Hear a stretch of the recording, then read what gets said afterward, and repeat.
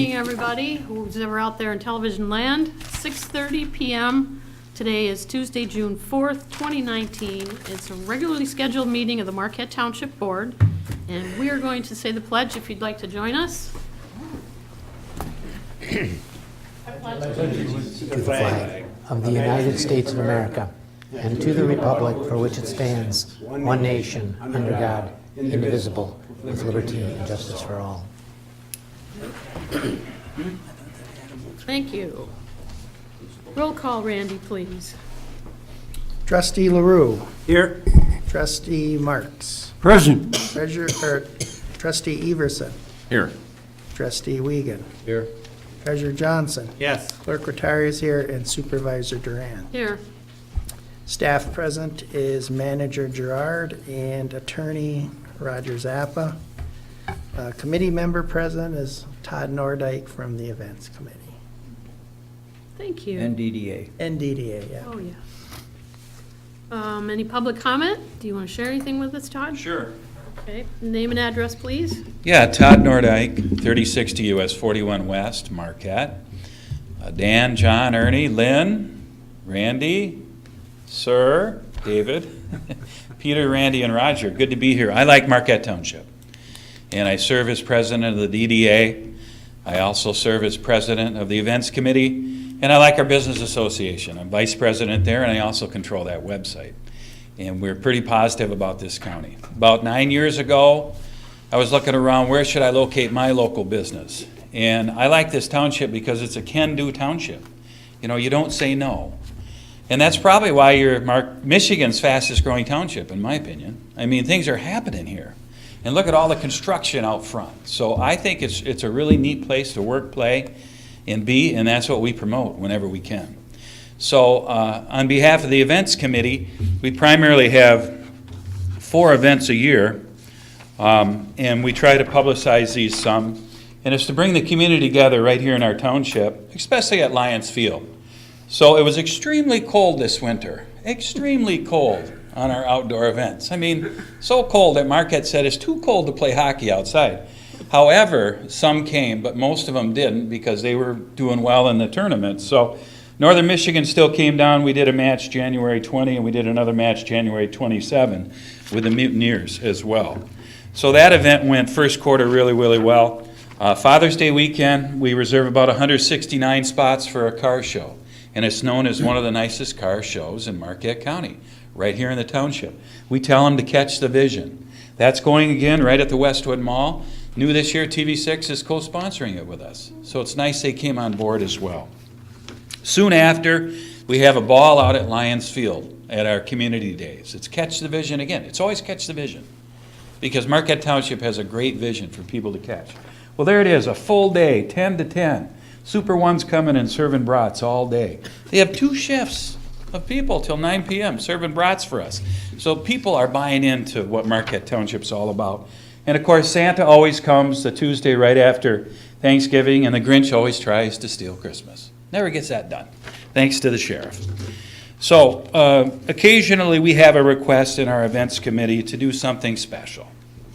We try to embrace these 4 or 5 events as is, and occasionally we, like Marquette Township, is a can-do township. We really don't say no if it makes sense, if it helps the business community, if it brings our community together, if people can come out and enjoy music or listen to good time oldies or just have a nice time together, we do it. Well, the girls that play softball are kind of out on the cold right now in our county because the boys have all the fields locked up, in a nutshell. They just do. They've been doing it longer. There's no place for the girls to play. So Escanaba, Gladstone, the Sioux, Iron Mountain, and Marquette all want to get together in a couple of weeks, and they have no place to do that. However, Chocolate said, yes, we'll host you. But these are like 12 or 16 teams. I mean, it's a serious event for the girls. 10-year-olds, 11-year-olds, 12-year-olds. No place to play. So we have this wonderful field. And do you know the events committee meets often? I don't even add it up, but we meet monthly, sometimes weekly, 4 times going up to an event. So we're very active. And we looked at this, and we had a really good discussion on it, you know, because we said, is this something we would like to embrace? Well, you know, they all need a motel room. It's a 3-day event, Friday, Saturday, Sunday. They're going to eat at our local restaurants. They're going to go to our mall, the Westwood Mall, which is now on the move with a new owner. Things are happening there. I'm excited to see that. So they're going to stop at our gas stations, but mainly they have no place to play. And we have a wonderful field. So after lots of discussion, and Randy led that discussion, and we had pros and cons. And Barb brought up cons, Pete, we all discussed pros and cons. And we emerged with, you know what? We should help the girls. We should embrace the girls. Chalkley's going to let the older girls play there, but there's like 12 or 16 games. You know, it's 3 days. Well, what do the 10, 11, and 12-year-olds do? Where do they go? So we said, why don't the young girls come and play in Marquette Township? Older girls go to Chalkley. It's a little farther to drive from all the hotels, whatever. So some of them drive. And so that's number 9 on your agenda tonight. So on behalf of the events committee, I would encourage you to say yes. This I'm really not going to do a poster on if we do it like I usually would do, and we send these posters all around because it's kind of quick. It's in a couple of weeks. But I think this has some legs, okay? Just like our event coming up at the community days, I think that festival has legs. It's about 9 years now. It's the next thing that could be almost a Harbor Fest or an International Food Fest. About 1,000 people come to that, you know. We could see a couple thousand come. But anyway, that's something in the future. This, too, has legs, I think, for the next 2-3 years. So, thank you. Thank you. Okay, any comment in regard to what we just heard? Pete? No, they're not from outside the area, all of them. Some of our girls been playing on the field the last couple of months. But it comes to the end, and it's at the end of June, they're done. And now they want to sort of have a little tournament. And that's what the field is there for. You know, that's why we built it, for the kids. Like Todd said, it brings in business. We're supposed to be the workable, livable, you know, work here, live here, and everything else. But, you know, we have to take care of the kids. And the girls sort of been left out, you know. But again, like you said, it's good for business too. I mean, everyone else, Marquette, they try to get everybody, oh yeah, come to Marquette, and they always leave Marquette Township out, you know. But it's something, I think it's time for us to step up for the girls and say, okay, they can have this tournament, and they can have it here. It's not every day, you know, it's just, it don't bother the people around it, or they wouldn't live by the ball field. Born and raised by Hurley Field, played ball every day. We didn't get a schedule of, you know, you have to get your name in for it. We just went and played ball. If there was nobody there, first come, first served. That's basically what it was. And there have been a neglect for the girls. They can't play the rest of the summer if we don't let them play there. So I think it's time that, you know, we say, okay, do it, and then it's there for. I mean, it's just great.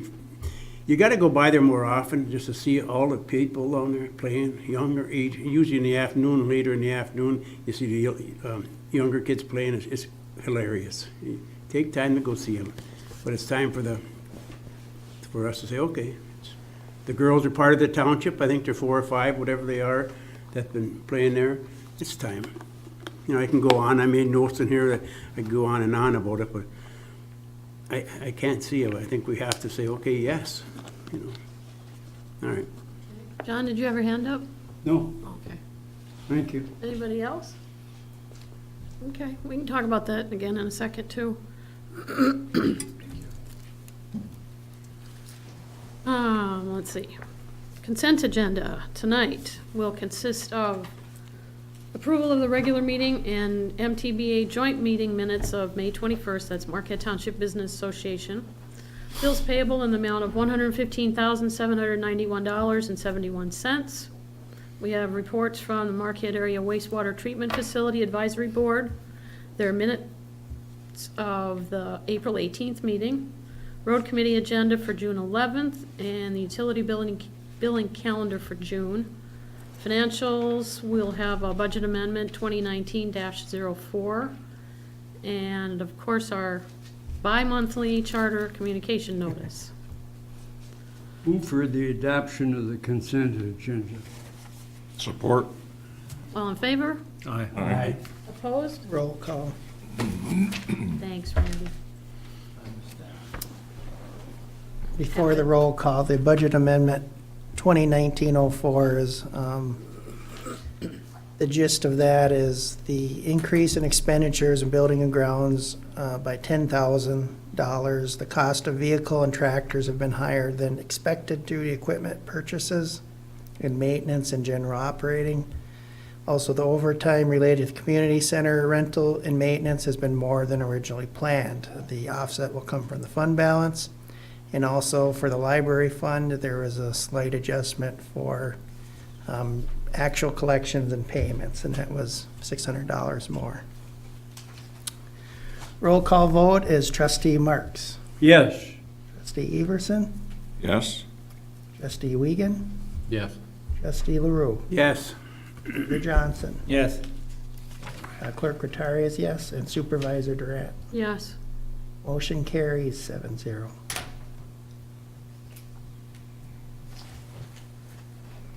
Okay. We should be having, our fees or should be recouping some of these costs though, too. I mean, whether we've got extra overtime because of the events, that, we gotta figure that out in the budget. We can't just, That's a transfer yeah, It's but from the even revenue to then, the expense. it's not, we can't just keep doing that either. You gotta realize we're gonna get probably the revenue, it's just, as of now, they have to transfer, it's just a back Cover and the forth. balance, yep, yep, I mean, at the end of the year, it'll probably be okay, it's just how accounting goes. yep, And the majority of those expenses were tied to equipment. yeah, probably. Okay. The rest of the agenda will need approval. I was going to remove the presentation by the solid waste, but I do have some updates to give you, and then I can explain to you why we're not having that presentation. So I'm gonna leave the agenda intact unless somebody else has something they need to add or subtract. I move to accept the agenda as presented. Second. All in favor? Aye. Opposed? Thank you. And we got that. So, let's talk about solid waste for a minute. I got a call this afternoon from Director Brad Austin from the Marquette County Solid Waste Management Authority, reluctantly asking if he could be removed from the agenda tonight to possibly reschedule. And Randy did get a call from him too, so we can kind of share information, but basically, at the last few meetings, he has mentioned that the state, and we kind of all knew this from reading in the paper, has all the leachate issues with PFAS in the county, well, in the whole state, but the contamination issue is really coming up in Lansing's bucket list as far as doing something with it. Brad received a phone call, he either said today or yesterday, from the new DEQ, the Eagle, and said that they were gonna be either visiting with him or coming up here or talking to him about some really stringent regulations and what they're gonna have to do out there and what's not gonna be allowed. And so Brad jumped on it and has called a special meeting for his board for Thursday.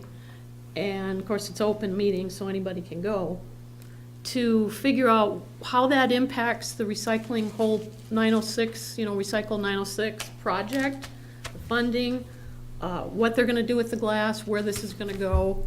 He has no idea what his board direction is gonna be, whether it's hold off or continue or try to do both, till he has more information from the state especially. But he needed to prepare a lot of the information for his board to have that meeting happen first before coming to address us. So, in the meantime, because you've gotten some information from me over the week about, excuse me, emails and meetings and stuff that I'd gotten, I forwarded to you. And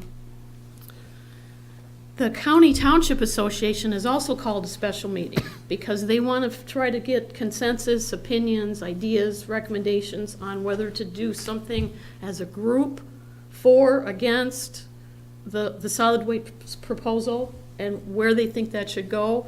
So that's going to be tomorrow night at 7 o'clock at the Nagani Township Hall. If anybody wants to go, it's an open meeting, of course. So we're kind of at a stalemate of getting information and giving information. So with that being said, back up to last week's meeting that I attended, one of the things that Brad pointed out, and I didn't get to visit with him afterward to answer a lot of these questions, and I was hoping to do it today, but he said that he found out somehow that there's $30 million in, I don't know if it's got a name, but it's a state fund that is made up of recycling deposits that have not been, in other words, you throw the bottle away, you don't take it in to be recycled. So the cost of the recycle that's already been put into, I suppose, the store, there's $30 million in this fund. And he's gonna try to see what happens with that money. He just mentioned it at the last meeting, so I was hoping he might have had some more information on that to share with us. If that's something that could be borrowed against, or if there's grants for it, or, because this is strictly recycling, so, So that's one thing I don't have an answer for. The other thing he did mention was that I don't know if he was appointed or he was elected to the Michigan Recycling Coalition Board. So he's going to be attending those meetings, I think he said every month, once a month in Lansing. One of the authority board members, Dennis Honch, had to step down for some emergency medical issues. And all of a sudden, Jorma Lankinen was on the board. And they welcomed him, and he was all of a sudden working. So I asked the question, where did he come from? How did that process unfold? Is this correct? And I did check with Scott Urbish. I was talking about something else with him, and he said he thought that the city did appoint him, and they went through the regular process of filling the term, Dennis's term, for the next 3 years. So. Go ahead. If I'm correct, I think he served before. He did before, yep. The Marquette City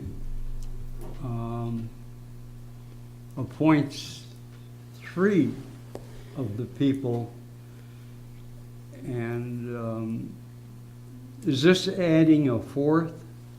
No, this is the replacement, because he's Okay, finishing okay. Dennis's term.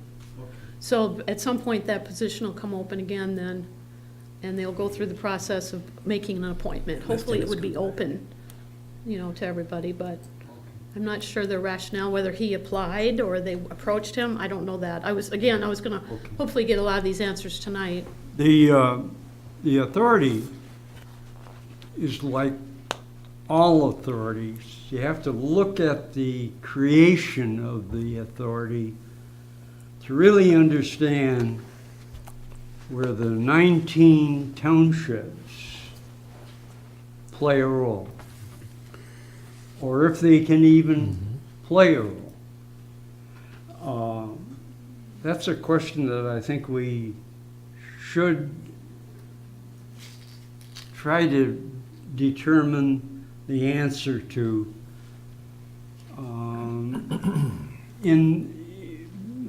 because we could be spinning our wheels if we have some fixed opinions about what they should do. I think we need to determine with some authority as to what role we could even possibly play. It's one of the things the county township was kind of hoping to address tomorrow. Well, the town- What do we want to do? Well, I think somebody needs to look with knowledge as to how the authority was formed and what role the 19 townships will be able to play. I think it would be in our interest to find that out before we go too far. Thanks. Dave? To kind of tag on to trustee Mark's comments is, you said they're going to have the county township associations are going to meet and decide what they want to do or support. I would ask, if they decide not to support anything, does that make any difference? I don't know, that's why they want to have a conversation. I mean, Or do they is us. Or do they just? You know, you're Yeah, I welcome to come. I understand that, but bottom line is if they decide that they don't want to proceed with the recycling program, is that going to matter, or can they just do it anyway? That's, And, yeah. and then I wonder if anybody has relayed to Mr. Austin that the biggest pushback he's getting is the lack of a business plan for this recycling, and do they really care?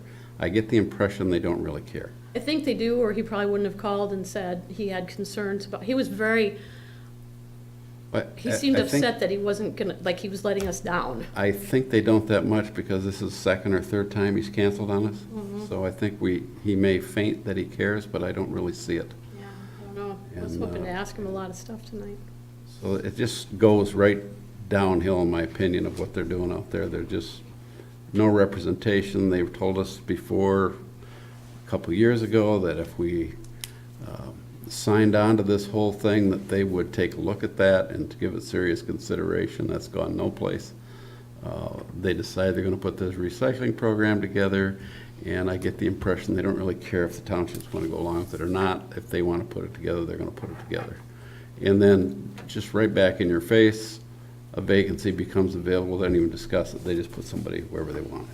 And they don't care. They don't care what the townships think, and that's become very obvious. I don't know how they can expect any support out of us.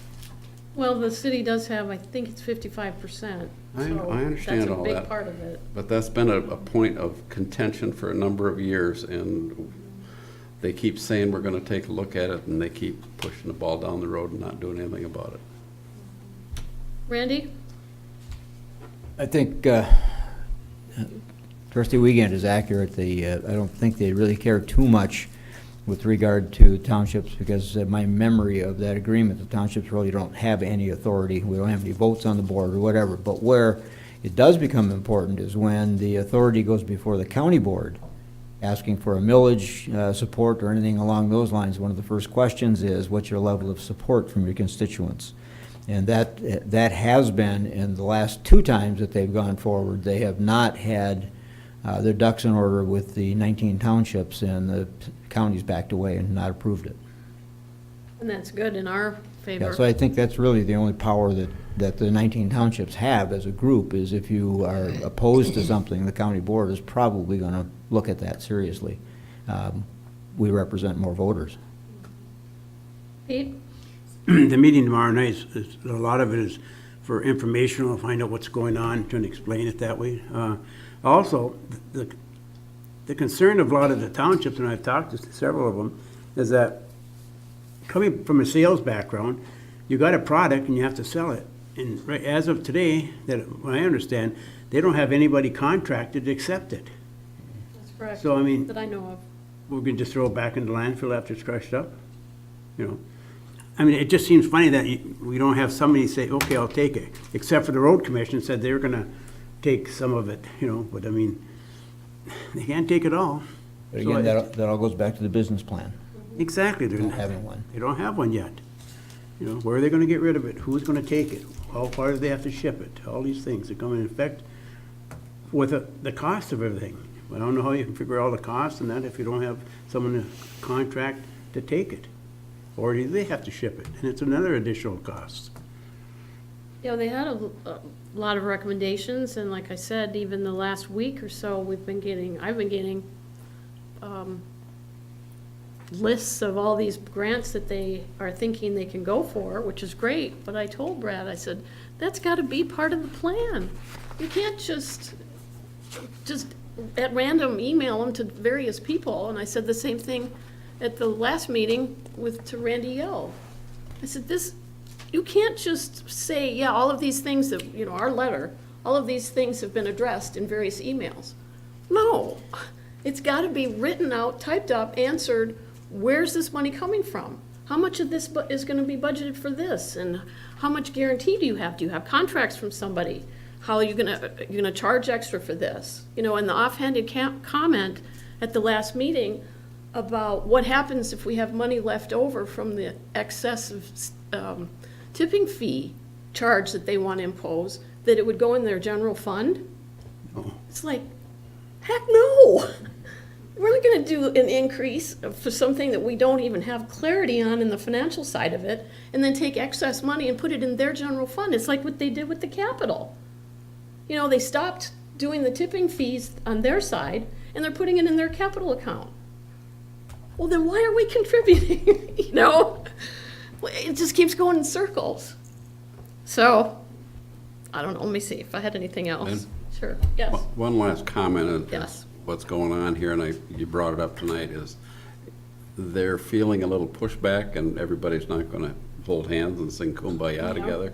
So now they're gonna dangle this $30 million carrot in front of us like they're gonna go get some of that, and it's gonna offset their expenses. It's just one more thing that they've got no idea if they're even eligible for it, or where it is, or if it's real money. But we're just gonna hang that out there to get the townships to come along and get in line. An awful lot of They plastic still don't have a bottles. customer, No, or customers either. customers, yeah.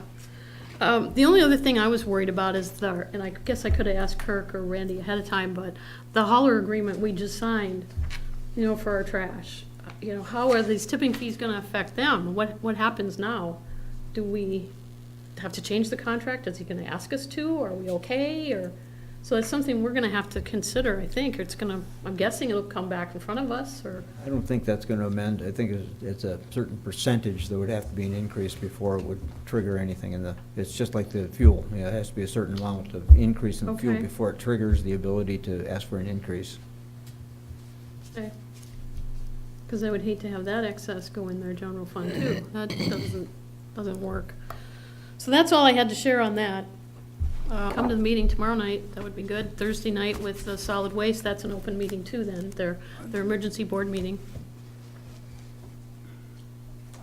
My personal feeling is we should communicate to all involved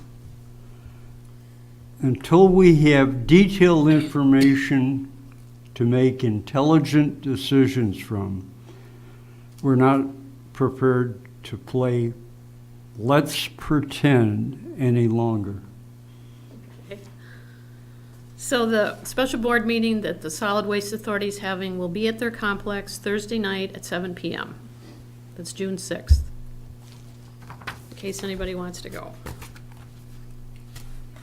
All right, anything for community linkage? Anything anybody wants to share, what you're hearing from the public? And quiet out there? Everybody's still, they're out in their yards now playing in the grass and cutting grass. All right, how about 8A, committee updates? What do we have, Dave? Planning maybe first? Or? Yeah, we can do planning first. It's a fairly short report. The May 22nd commission meeting, there was one special use public hearing. Public hearing was for short-term rental, and it's located at 230 Huron Woods Drive. The applicant was Ann Jackson. The special use permit was approved. The master plan review is about the only other thing that took place that night, and it's moving ahead. We're anticipating getting the transportation plan by the middle of this month and the recreation plan by the end of the month, so we can start wrapping up that master plan. When do you think we'll see it? Do you have a guesstimated date? I would guess sometime in late August, or late July or early August. Okay. The road committee, we moved the meeting that normally comes tonight prior to this meeting because we met at a work session on the 22nd where we wrapped up the final edits on the transportation plan. Isaac was kind of swamped. He wanted to put it all together so we could get one last look at the proposal, and we wanted to look at that so that we can get it to the planning commission by their June 13th meeting. So I moved the June 4th meeting to June 11th. I'm sorry, it's a June 12th meeting. so that if everything's in order on that transportation plan, we can move it to the planning commission at the next meeting, be the next day. The recreation committee has got just a couple things going on. As everybody's probably aware, they rescheduled the spring cleanup to June 22nd from 10 to 2. And other than that, they are working on a couple items. One is the ice rink roof conceptual drawings, and working on the rec plan. And they're just about 2 weeks behind the road committee on the rec plan, wrapping that up. Okay. Well, we did kind of cover the events. You want to talk about your other comments that you were just telling me? Oh, I can. Sure. Instead of events? The work session on May the 29th, there were just 4 of us here. I thought the balance of the board might appreciate a summary of where that went, so we don't end up with misunderstandings or confusion. And so I wrote up a little summary there. I distributed it to the trustees that were there. Haven't heard any bad comments back, so I'm going to go ahead with it. Okay. On May 29th, work session discussion topic was asset management program development. It was an update from Public Works.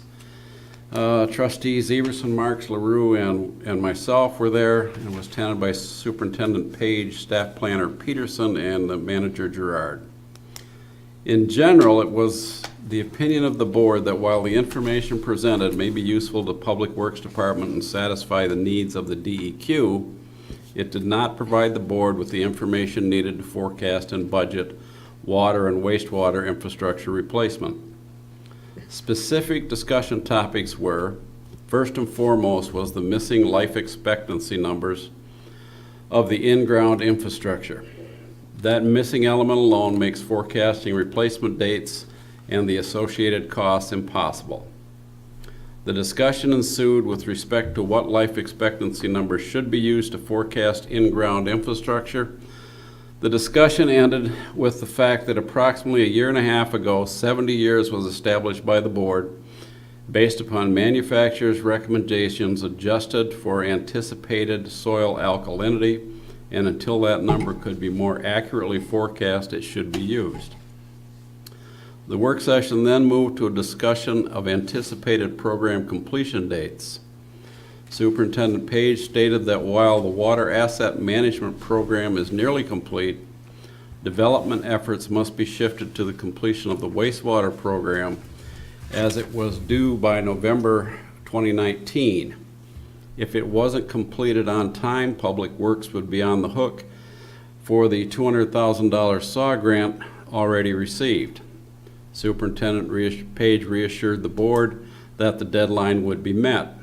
As discussions moved back to the completion of the water asset management program, Superintendent Page was confident that that would also be completed by November of 2019. The board expressed disappointment that the asset management program would not be complete in time for the 2020 budget development, but agreed that considering the potential loss of SAW grant dollars, there was not a better option to be considered, and we adjourned the meeting. The only follow-up to that is that after that meeting, I met with Kirk and Isaac, and they are applying that 70-year threshold to the charts, basically, and reproducing them. And for the board members that got your spreadsheets tonight, if you look at the back end of that where it's got mains and hydrants, you'll notice that the spreadsheet is pretty much blank, and that's where we were missing our 70-year life expectancy, and you can't factor anything in after that if you don't know when you got to replace it. So they're going to go ahead with determining that based on 70 years? Based on 70 years, Based on until we got a 70. better Get number. back to us? Yep. Okay. So your oldest water infrastructure that's in the ground dates from 1973. So 70 years from then would be 43, basically, that you'd be looking at replacing that. on a 70-year life expectancy. So that's what they're going to build now, based on those numbers, when and what portions would be coming up.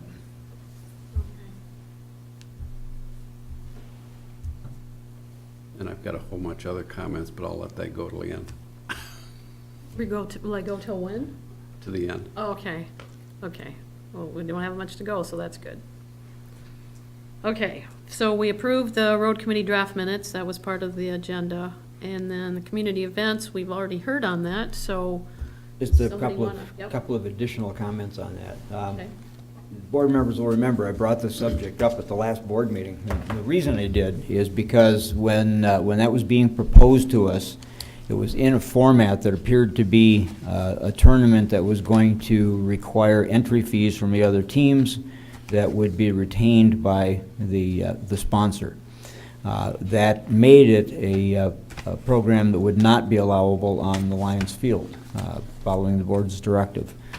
We then moved that, and the reason I did that is because we get contacts almost daily from outside groups that want to use Lions Field for their own fundraisers, whether it's roller derby, whether it's other ball teams, whether it's men's keg league, whatever it is. Everybody wants to use our field because it's a great field. And it's a great field that is great because the residents have paid for it. And we have a contract with the Marquette Senior High School, and we have a contract with Little League. And where we're angling with this at the Community Events Committee, in the discussion that we had with the representative from the team, is establishing that same kind of a relationship, that if this tournament comes off the way we think it's going to, and provides a competitive format for the 12 and under young ladies to continue to participate in softball for the remainder of the summer season, then we would enter into a contract with them as well, similarly, that they would have a piece of the cost of maintaining the field. So that was the reason we went the way we did. And I couldn't really bring that to the board at your last meeting because we hadn't gotten there yet. So that's why we wanted to move it to the Community Events Committee. So any motions or thoughts or comments? Do we need a motion on this, or? It's a request because this is a little bit out of the wheelhouse, basically, of what we've been doing. So the Community Events Committee is asking for your approval for them to sponsor this tournament. Dave? I think the board has approved the events that take place in the event committee now, so I think it's a motion to approve that one would be appropriate, and I would so move. I'll second it, okay. I think it's a great thing because they fall between the boards right now. Basically, most of these girls participate in Little League already, and then their season ends at the end of June. Well, it actually, if there's if there's playoffs, it's the end of June. But it's basically over right now. The boys then move to other teams and play for the rest of the year on other fields, and there's nothing for the 12 and under girls. So this would create that venue and that opportunity for them going forward. Pete? And you gotta stop and think of just that these people are coming from different ages, from 10, 11, 12, 13. They're coming from Houghton, Sault Ste. Marie, Bark River, Kingsford, and they're gonna come for 3 days, so we're gonna help our business community also. They have to stay in motels, like Todd said, they're gonna eat in our area, because they're not gonna run home and come back, So I think we keep saying that about living and working in the township. I think that's a good time to do it. But just think, no cell phones, no TV. They're out there playing and enjoying themselves, and that's what we did it for. And the reason all of these communities coming together is because none of them individually have enough girls to play on the teams. So it's the only way they can make it happen is to band together, basically, so there are enough numbers, basically, to field teams to compete. Dave? I got to say that I was, since the last meeting, I have been approached by 2 people and got a visit from another one.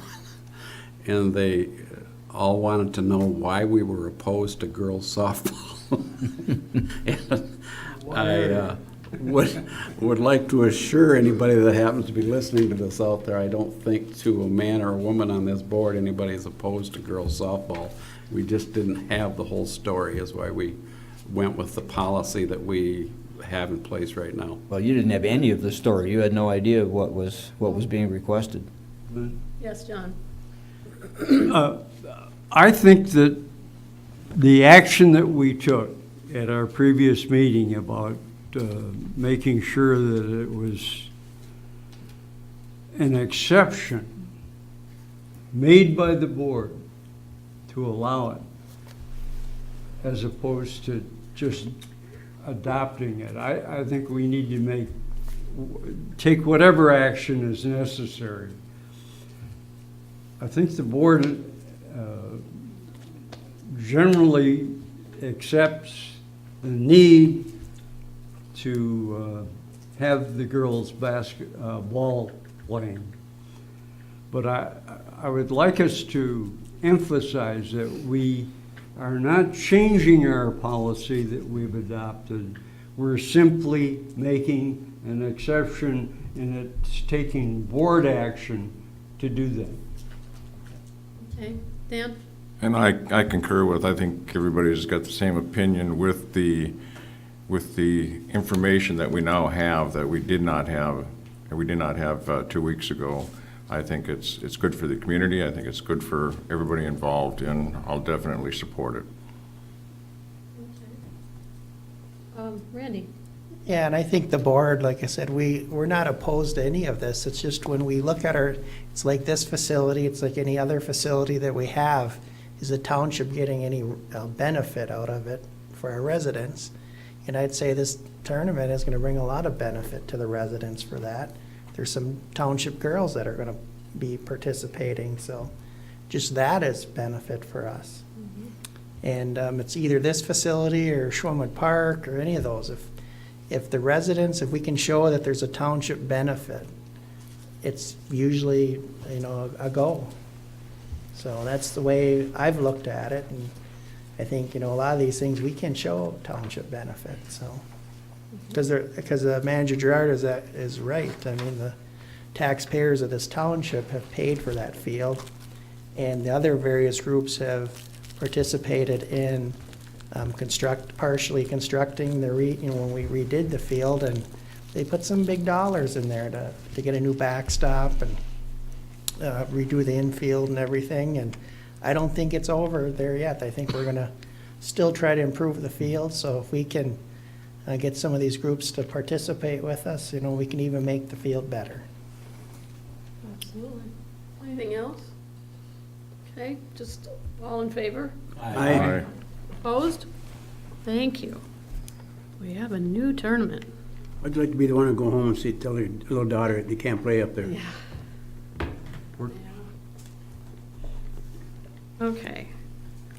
Next, I added, consider policy for vandalism reimbursement. We've bantered about this for a little bit, so I did ask Randy if he had, some verbiage or something he wanted to say and use to just tell you what he's thinking, we're thinking. Yeah, Roger and I have been talking about it for a bit, basically, and we've done some research, and, Michigan does have laws that address vandalism and what cities, townships, and villages are capable of doing and able to do. And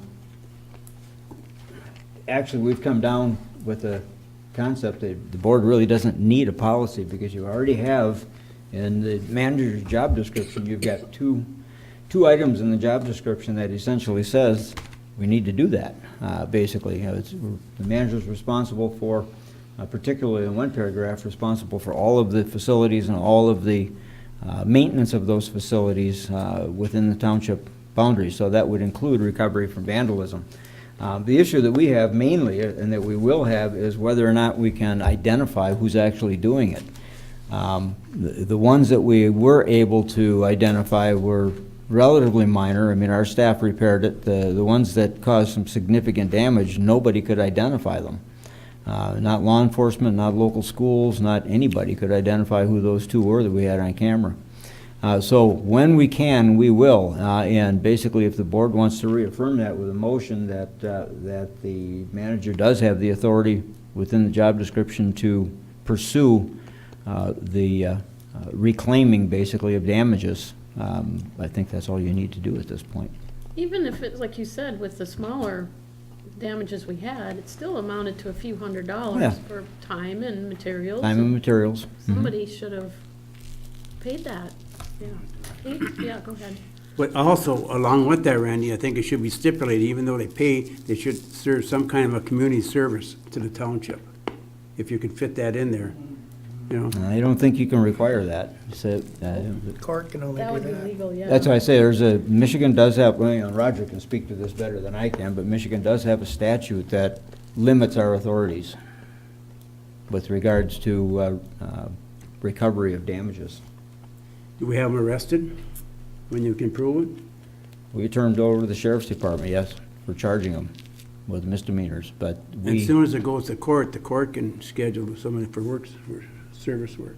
but now you're spending township money to go to court to represent, so I mean, at some point, it ends up costing Well, it just you. bothers me, you know, it really helps the person who did it. Later on, if you get them to do some public work and that, there's a good point to that, you know. The society doesn't do that anymore. No, Yes, John. Dave had his hand up first. The reason I brought it up a couple weeks ago is it just seems that the first one I remember happening is when some kids, and they were just kids, they were 12, 13-year-old kids, did some damage to the ceiling at the dugouts, fresh after the ballpark was open. And we talked to them, slapped them on the hands, and away they went.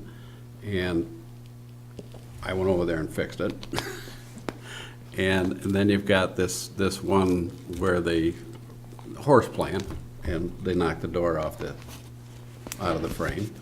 And yeah, it didn't cost a lot of money, but from my perspective, the residents paid for those facilities. The residents should not be expected to fund the bill for kids that go in there and horse around and cause damage. That falls back to their parents, and they should pick up that bill. And I think the township needs a policy that says we will recover those damages and move it forward from there, because I don't think it should be, if they're 8-year-old and did something, we just let them go, or if they're 13, we get a little harder on them. I mean, it's simply a matter of, if they go in there and cause damage and they can be identified, then the responsible party, for whomever those kids are, should ante up and pay the bill, because I don't know what it costs to have our guys over there fixing that, but it cost us something. And you're right, there's a couple $100 invested, and we shouldn't put the couple $100 back on the residents to just come up with that money again. What do we have, 4 different incidents? We had the dugout, 4 total. we had 3 somebody that we put their could fist through identify. by the fart machine that we fixed. We had the door, and then the outside The lawn. lawn, yeah. John, did you want to? yeah, I did. I moved to adopt a policy of vandalism reimbursement at the discretion of the manager. How we get some money out of it, you mean? Well, I want to point out that the suggestion that you can have them do something as a community service will walk you right into the argument that that's demeaning what you're asking them to do. And it may be laughable, but It is. the truth is, you get further with a policy of reimbursement for vandalism than you will with asking somebody to perform some duty That we have to do, excuse me. well, trust me, if they won't let prisoners do demeaning things, they won't have children that commit vandalism doing it. A little difference there, but I agree. Randy? I'll support that, but the motion probably should be worded, just reaffirm the manager's authority to That's recoup the cost of any Yeah. vandalism. The discretion part I wasn't real happy Yeah. with too, because it's gotta be all or nothing. Is that Yeah. fine, John? It's in the job Yeah. description. So it gives him authority to recover the full Yeah, cost of any damage. And the discretion, and to use his discretion that I think will be appropriate. Well, it What gives him the dis- what authority. discretion? That's Give them just to give them the authority. Yeah. authority, Yeah. yeah. That gives him discretion also. So I'll support that. Okay, Roger, Anything that you do in terms of cost recovery has to be within the confines of existing state of Michigan law. So in terms of recovering anything against parents, there's a state statute on that point that allows a township or other entities, governmental or otherwise, to recover up to $2,500 if a minor who is living in the parent's household, who is unemancipated, causes malicious or willful destruction. So, the manager or whoever the board would designate has the authority to recover from the parents up to a cap of $2,500 from the parents. Now, having said that, if the perpetrator is not a minor or is emancipated, then the perpetrator himself or herself is going to be fully responsible. But in terms of holding parents liable, it will have to be within the confines of existing state law, and it would have to be for malicious or willful destruction of property. do we have to specify that? Do we have to say that the parents would be responsible or something, or not responsible? One or the No, other? that's state law. You would, and to collect it, if they don't voluntarily pay it by go sending a court. letter, then you have to sue them. Manager has the authority. Right, I just didn't know if we had, because you pointed that out, if we had to specify that.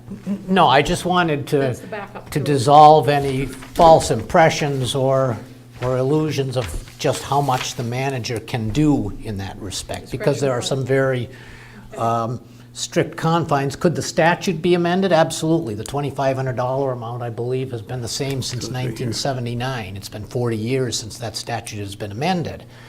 But nonetheless, it is a statute, and we would be, as a Michigan municipal body, we would be governed by that statute in attempting to recover damages from parents. Okay, But it is something that is frequently utilized. Yeah, certainly pursuable. Wouldn't the amount over $2,500 then fall under insurance? Most likely. Probably, and then if it's a sufficient incident, criminal charges are always an option. Whether it's a minor who would be subject to the juvenile system, or whether it's an adult who would be subject to the normal criminal procedure. That would entail asking our deputy to perform an investigation and see if the elements are there or are sufficient to press charges. That, of course, includes you have to have a defendant. You have to know who it is, and generally speaking, the proof has to be beyond a reasonable doubt if it's a criminal aspect, as opposed to or a criminal claim, as opposed to a civil claim, which this would be only by a preponderance of the evidence. Both remedies can be utilized, and in most criminal cases, if charges are pressed and either a plea is entered or the individual is found guilty, then they're ordered to pay restitution. There's less cost to the township in a criminal proceeding than there would be in pursuing a civil remedy. However, not all, the prosecutor has only so many man-hours, and not all things that amount to a crime get pursued by the prosecutor's office. So the county prosecutor has to agree to press charges and pursue it. We will endeavor to recover. But you have a number of options. anything else? All in favor? Aye. Opposed? Thank you. All right, any public comment? We don't even have any public tonight. Any announcements? Randy? Okay, a few election dates coming up. Saturday, August 3rd, due to the special election on August 6th. Township office will be open from 8 a.m. to 4 p.m. for any absentee ballots that are given out or received. You can register to vote also anytime, up even on election day, but it has to be done at this office. Election will be August 6th. There's only one item on the ballot, and it's going to be for the Marquette County Medical Care Facility millage. And I'm not expecting a huge turnout, but that's what it is. Be here. Yeah, and that's about it. Anything else? We are having a work session tomorrow from 1 to 3, or roughly, I think you said 1 to 3 for the, Well, we'll start at 1. start at 1, yeah, for the marijuana discussion. Yeah, and I did drop at your places in preparation for that. I downloaded off of the Michigan Municipal League website a question and answer item that they had updated as of April. So just information for you to take a look at prior to, might answer some of your questions, might create some questions for you, but at least to give you some background before we talk tomorrow. Okay. And I do want to, on a side note, I want to thank the Mining Journal and Jim Reeves for allowing us to have reporters. I was thinking, for years now, we've had excellent coverage all the way back to John Pepin when I got on the board, and Christine, and they've always done an excellent job, and I'm glad that Jim and his staff appreciate what we do is important enough to help us figure out how to tell the public. I think that's invaluable. Not a lot of local papers, they don't have to do that. You know, it's in their best interest too, but I think that's, I'm really glad that he does that. And I thought Lisa did an awesome job of trying to cover the whole stormwater and flooding and issue in the paper. It was a nice compilation. That's all. I just wanted to say that. Anything from you, Randy, that you want to add to your report? Not really. I've not been around a whole lot the last few weeks. Back full-time now as of end of last week. But the main thing is I've been observing that majority of the traveling public are not paying any attention to the 40-mile-an-hour speed limit within the work zone. You might be getting away with it right now, but as soon as they start constructing the roundabouts and restricting traffic down to one lane, state police and county sheriff will be actively ticketing. It's the 40-mile-an-hour zone starts at Commerce Drive, moving west, all the way past Brickyard. Same thing coming to the east. It starts at Brickyard and it ends at Commerce Drive. 40 miles an hour posted, and there are workers present, so fines double within that zone. So if you get tagged for speeding, it's going to be double the fine, plus double the points on your license. So that's the only comment that I make. I see it every day. I travel at 40 and I'm almost run off the road constantly. So fair warning. Any questions for the manager? We're good. We've got a couple motions, Randy, to A review of the motions is the consent agenda was approved with the budget amendment. It was a roll call vote approved. Approval of the agenda was the second motion, and that was approved with no changes. Third motion was to approve the events committee recommendation on the softball tournament. And the fourth motion was to reaffirm the manager's authority to recover damages due to vandalism. Thank you. Anything for future agendas that anybody's aware of or interested in? Or if not, you can always email me or Randy. Oh, two hands. Dave. Are we getting any closer to the budget definitions that we're looking for? The auditors, found out today, the auditors are filing their draft audit, and with that is coming the information that we requested. Okay. So maybe for the next one, or are they expecting that to be recent, like, Say again? are they expecting to give it to us like in the next week or two, or like the month? By mid-June, yes. Okay, And they have a date, they have to have it by end of June. Right, they have to have it to us by the end of June, and then Lois files it with the state by mid-July, I believe it is. I thought the auditors filed it. We file it electronically. anything else, Dave? Okay, Randy? Yeah, two items. I'm going to bring, I got a communication from St. Christopher's Church last week. They're upping the price for my polling place from $100 to $300 per day, which is still a pretty good price. I mean, it's cheaper than we would have here if we rented it all day for our hourly rate. So I'm going to be bringing you a contract for approval with the updated amounts next meeting, and it's already went to legal for to look at. So, and I think Roger okayed it basically. So bring that to your next meeting. And in July, I will be, July 1 or probably shortly after our meeting, I will, it's that time of year again to evaluate the manager. So I will give you the forms to evaluate the manager in July and hopefully get that back by August 1, and we'll move forward with that process. That time of year already. It's amazing. Okay, Lynn, are you on the board comments? future agenda, Okay, no. but yeah, that's, if that's everybody have anything else. Now you can do board comment. I'm going to bring up to the Recreation Committee for discussion 4 different items. The kiddie park porta potty, if it is necessary, higher outfield fences for the ball field, security lights outside the bathrooms at night, and the ice rink lines for the pickleball on the hockey rink. I'm going to bring that up for discussion at the Recreation Committee. I thought we already had lines. That's what I was told.